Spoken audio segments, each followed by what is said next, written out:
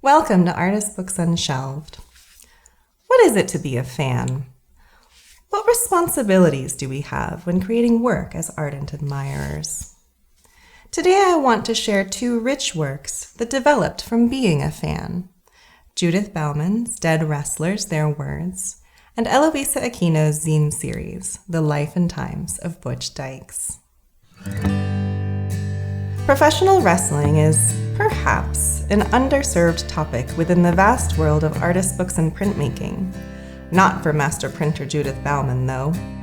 She has been a fan since her childhood in Buffalo in the 1980s and 90s. Her dad would take her to live matches, and she collected pro wrestling trading cards. She loved the characters. As an adult, Baumann looked into the wrestlers' real lives and discovered many tragic deaths, all a result of their work as pro wrestlers. She told me she felt responsible because, as a fan, she had participated in the spectacle. Dead Wrestlers, Their Words opens with a quote from Hulk Hogan. "A lot of times," it begins, "wrestlers get too full of themselves. They can't separate themselves from the characters. They self-destruct." The next flap has statistics. Pro wrestlers have an incredibly high mortality rate. They are 20 times more likely to die before age 45 than professional football players. Inside, we find a series of 8 cards. The front images were derived from scans of Baumann's original collection of wrestler trading cards. The reverse of each card features the wrestler's character and real names, birth and death dates, and cause of death. All relate to drug and medication use and heart failure. Below the biographical information is a quote. Baumann scoured the internet for original VHS recordings of promotional interviews.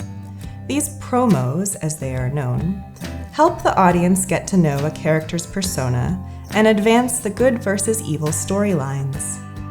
Baumann pulled quotes from each wrestler that she felt would give a glimmer of both the character and the real person. Dead Wrestlers, Their Words was printed while Baumann was studying at the Tamarind Institute, a fine art lithography workshop dedicated to printer training and collaborative printmaking.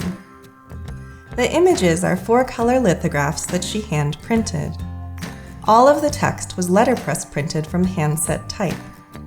I love the intense technical skill and care that went into producing these, and the blending of what some might consider high and low arts. Coming from a working-class family, Baumann said she feels close to these wrestlers' lives. Wrestling, she told me, is made for the working class, by the working class. I feel her connection in these cards. They are at once tragic and celebratory, created with the love and respect that can only come from a true fan.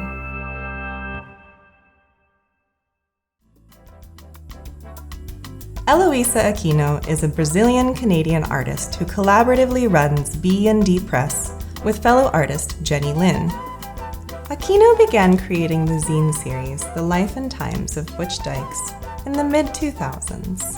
At that point, she had noticed a lack of zines, artist books, and media in general about any of the numerous ways and reasons that female-assigned people adopt masculinity, such as through drag king performance or butch and trans identities.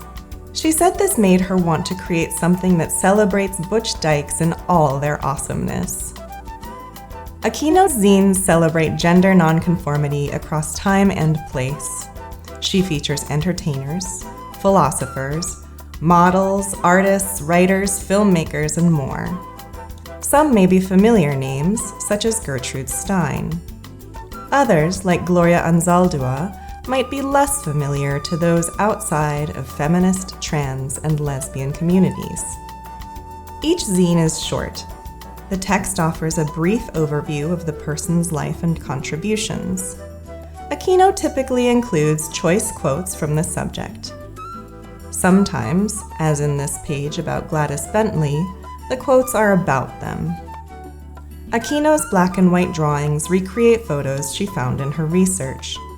The illustrations are simple, and they skillfully connect to the words on each page. Together, they help me place the information in the context of the person's life and experiences. I asked Aquino how she chose the subjects of her zines. She told me she is just a big fan of these individuals. She was attracted to their life stories, their work, and their words. She told me, "I love how they occupy space in the world." After reading about Jenny Shimizu, I was so inspired by how cool and groundbreaking her life has been, and I wanted to learn more. I was annoyed to find so many search results online that only placed Shimizu in the context of a well-known actress with whom she had had a brief relationship. The misplaced emphasis of the internet underscored for me how important Aquino's series is.